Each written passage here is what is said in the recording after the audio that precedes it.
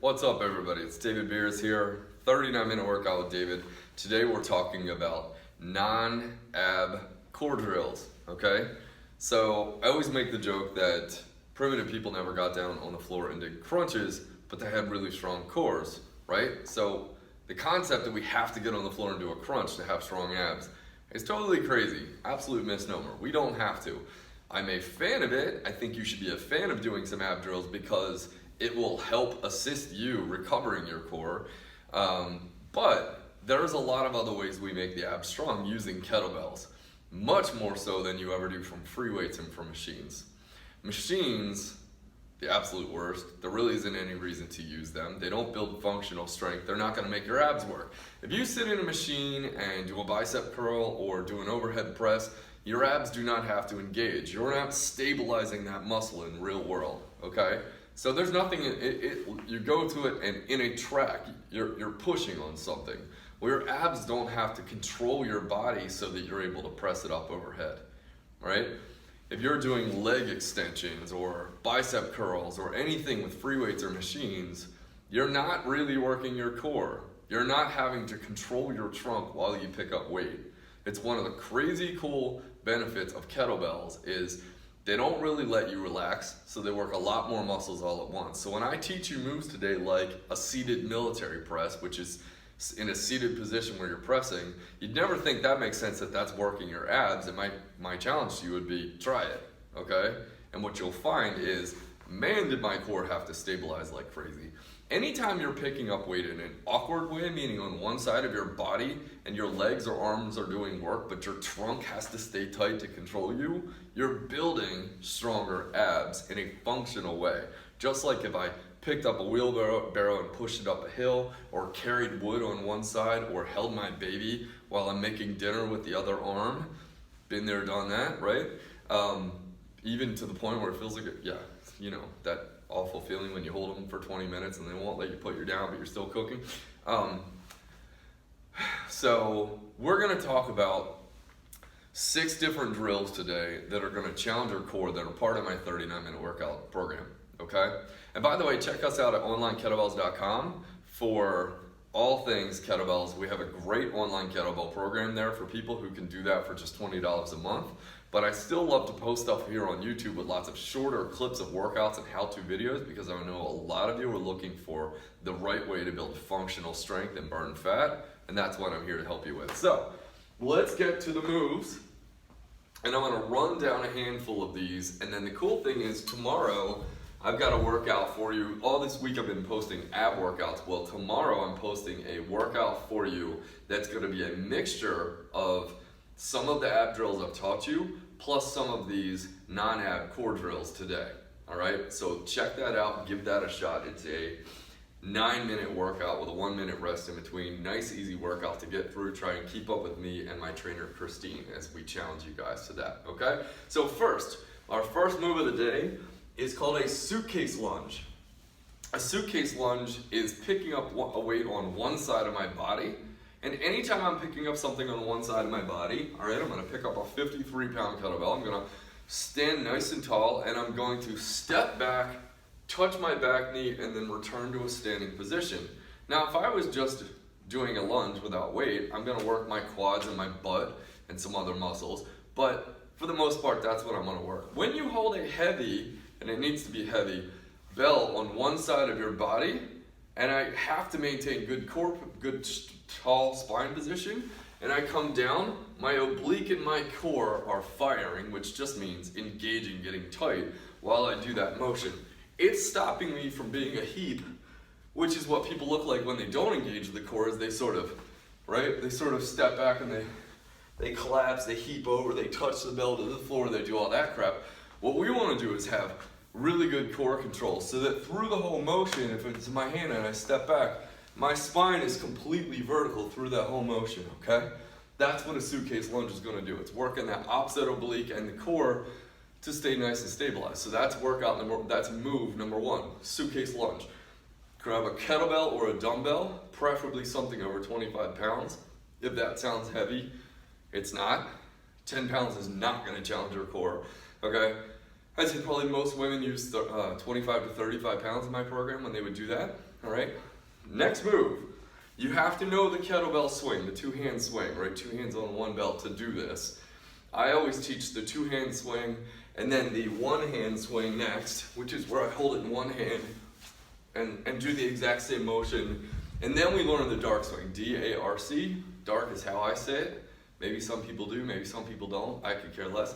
It's a hand-to-hand switching swing. So we snap, we pass it to the other hand. Chest to floor. We snap, pass it to the other hand. I love this drill because it's going to challenge your core. One side fires, then the other side fires. So there's lots of cool stabilization happening in that core. Not a brand new beginner workout, but when you've been doing kettlebell for a month or two and you know how to control the core, you know how to do the breathing, and like we protect the core. This is all completely new to you. Then just start with the two-hand swing video I did for you guys. Go check that out. Check out the two-hand swing and the top 5 kettlebell swing mistakes. Start there. If you've been swinging for a bit, this is your next fun. I'm gonna take it in one hand, I'm gonna swing it through and pass, and pass.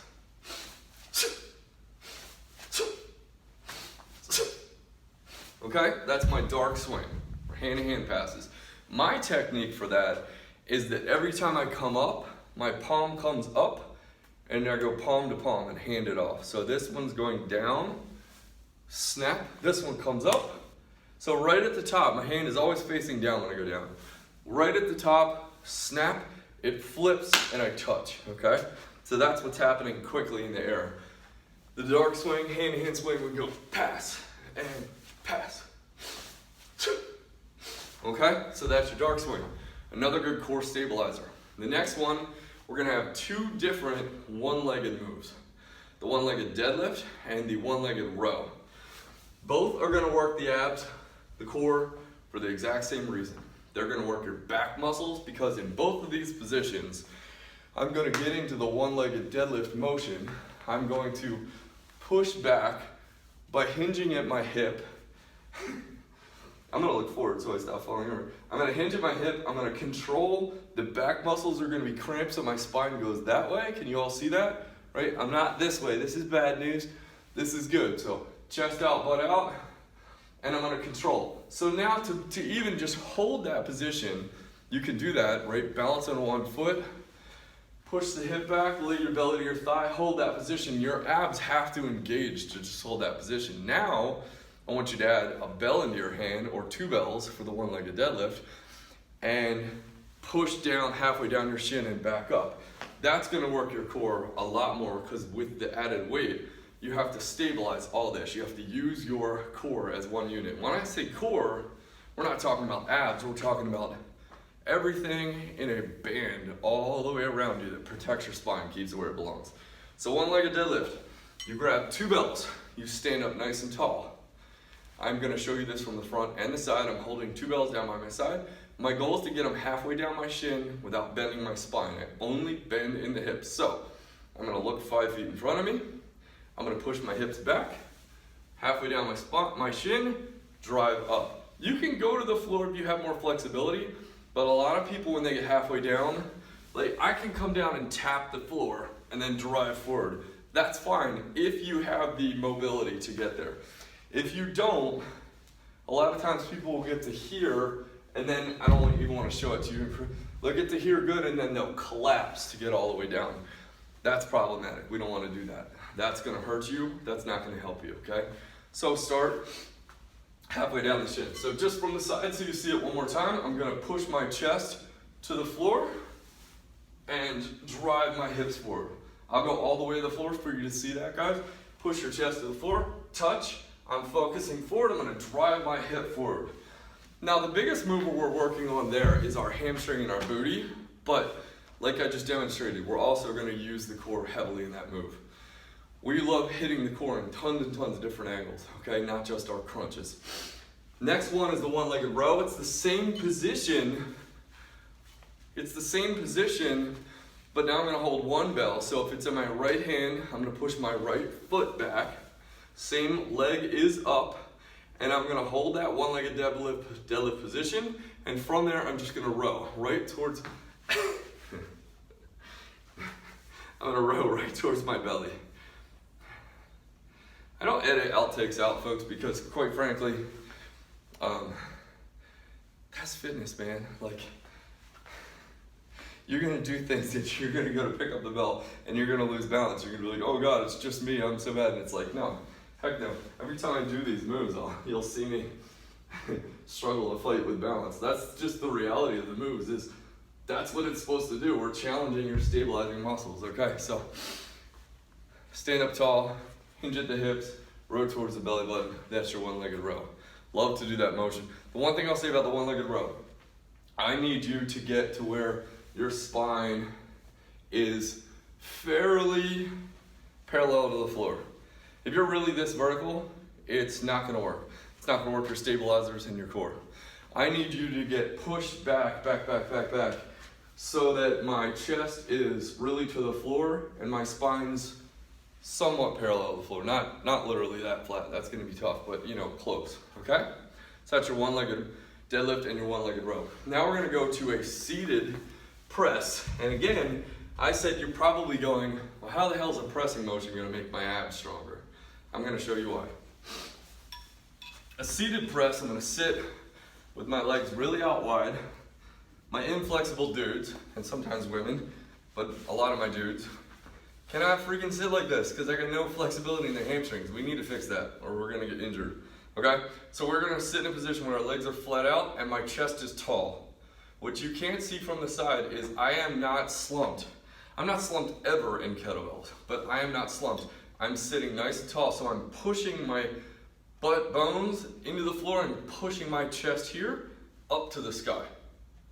So if you looked at me from the back, my spine is gonna be nice and vertical. Okay, that's what I want you to do too. If you can't, then work on mobility, do this as a standing motion and come back to it. But we're gonna keep this free hand off the ground and we're gonna press with this hand so that my core, you'll find this if you get on the floor and try this with a dumbbell or kettlebell, pick up this bell, my forearm stays vertical, and I'm gonna press up to the ceiling and unpress. Press up to the ceiling and unpress. If you have a challenging weight in your hand, you just felt that your abs went, oh, because they had to, because otherwise you're gonna have to use your hand for balance or you're gonna slump over and lose that position. So again, get the maximum bang out of every move, pick moves that challenge more muscle groups at once. That's the whole take-home story from this today. Inevitably, I'll get some hater out there who will want to tell me that they're not. I'm like, what did some guy say? Bullshit or boat? I don't know. Somebody on one of my other ab workouts was like, load of crap. And I'm like, okay, but it's not. But anyway, you know, it's always gonna be haters, they crack me up. So, these are gonna work your core. Like I said before, when you pick up heavy stuff on one side of your body, or pick up what we do next, front squat, you're gonna use your abs in a lot of different motions, okay? Not just sitting down and doing crunches. That's one way to train the abs. We wanna hit your abs many, many different ways. Last one, the sixth motion is a front squat. Now, if you're used to back squatting, meaning holding a bar on the back of your neck and squatting with a wider stance, much less core involved in it. Back strength, yes, core, a lot less than the front squat. With the front squat, we're gonna clean 2 kettlebells up to our chest. We're gonna have it in the rack position, meaning thumbs at our collarbone, elbows down. We're not chicken arming like this. That's gonna take it away from your abs, you'll notice. We're gonna hold it here and we're gonna squat. Very simple motion. The weight's gonna dictate how much your core works, but because I'm holding 2 bells, how much your core works, but because I'm holding 2 bells, and because I have a good squat and I stay nice and tall, my abs have to work like crazy to stabilize my spine. So again, from the side,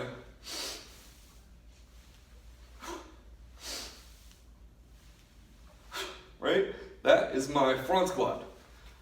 Because I've got 2 bells, and because I'm holding it on the front of me, your core stabilizing like crazy. So that's your top 6 non-ab drills for developing better core strength. Tomorrow in the workout, we're gonna use 4 of them. So join me, let me know how that workout went. Leave a comment if you kept up with it. Thanks so much as always, subscribe to my channel, 39 Minute Workout with David, and I'll catch you next time.